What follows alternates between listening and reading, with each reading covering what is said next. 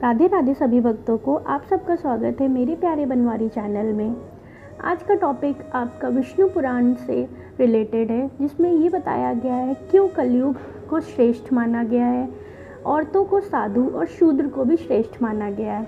इस टॉपिक पर आगे बढ़ने से पहले मेरा आपसे निवेदन है, प्लीज़ मेरे चैनल को लाइक शेयर एंड सब्सक्राइब कर दीजिए और ज़्यादा से ज़्यादा कमेंट करिए, शेयर करिए, ताकि ये ज्ञान आगे तक लोगों को पे पहुँच सके।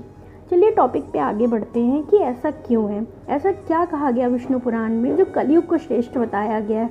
क्योंकि कलयुग में तो देखिए कितनी ज़्यादा अहिंसा और अत्याचार बढ़ गया है, फिर भी कलयुग को श्रेष्ठ माना गया है। चलिए एक बार की बात है, मुनियों ने पुण्य के विषय में यह बात करी कि कौन सा पुण्य अत्यंत फलदायक होता है तथा कौन उन पुण्यों का अनुष्ठान कर सकता है। इस उत्तर को पाने के लिए सब व्यास जी के पास पहुँचे। तब वे गंगा में स्नान कर रहे थे। सब लोग उनकी प्रतीक्षा में लग गए। व्यास जी ने जैसे गंगा में डुबकी लगाई तो उन्होंने कहा कलयुग ही श्रेष्ठ है, शूद्र ही श्रेष्ठ है, स्त्री ही साधु है।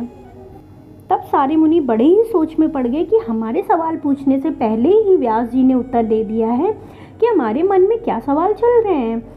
लेकिन मुनियों ने कहा कि आपने शूद्र को श्रेष्ठ, कलयुग को श्रेष्ठ और जो है स्त्रियों को साधु व धन्य क्यों कहा है। तब व्यास जी ने हंसते हुए बोला, तो मैं तुम्हें बताता हूँ कि ऐसा क्यों है। सतयुग में जो फल 10 वर्षों के जप से तप से प्राप्त होता था, वही त्रेता में 1 वर्ष में, द्वापर में 1 माह में और कलयुग में 1 दिन में ही प्राप्त हो जाएगा। तो मैं कलयुग को श्रेष्ठ कैसे ना कहूँ। और भी मैं तुम्हें बताता हूँ, सतयुग में ध्यान के द्वारा, त्रेता में यज्ञ के द्वारा और द्वापर में वचन के द्वारा प्राप्त होने वाला फल कलयुग में मात्र कीर्तन से ही मिल जाएगा। थोड़े से ही परिश्रम से इतना महान फल प्राप्त हो तो कलयुग मेरी दृष्टि में इसीलिए सबसे श्रेष्ठ है।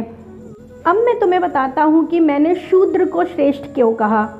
जिस प्रकार ब्राह्मण, वैश्य, क्षत्रिय को धर्म अनुसार धनोपार्जन, यज्ञ, संयम आदि का पालन करके जो पुण्य प्राप्त वह केवल शूद्र की सेवा से ही प्राप्त हो जाएगा।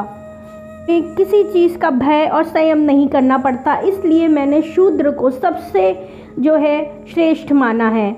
अब मैं तुम्हें ये बताता हूँ कि मैंने स्त्री को क्यों साधु और धन्य कहा है। जिस प्रकार पुरुष धर्म के अनुकूल धन को अर्जित करता है और उस धन को दान में देता है तथा अन्य कष्ट साध्य उपायों से जो फल प्राप्त करता है, उन्हें स्त्री मात्र पति की सेवा से ही प्राप्त कर लेती है, अतः उनको भी साधु व धन्य कहा गया है। तो इस प्रकार व्यास जी ने मुनियों का प्रश्नों का सारा उत्तर दे दिया। तो आपने भी जाना क्यों कलयुग को श्रेष्ठ और स्त्री को साधु और शूद्र को श्रेष्ठ कहा गया है। अगर आपको ये व्लॉग अच्छा लगा हो तो प्लीज़ मेरे चैनल को लाइक शेयर एंड सब्सक्राइब करिएगा, ज़्यादा से ज़्यादा कमेंट करिएगा। तब तक के लिए राधे राधे, जय श्री कृष्णा। मैं कल फिर मिलूँगी एक नए टॉपिक के साथ। जय श्री कृष्णा।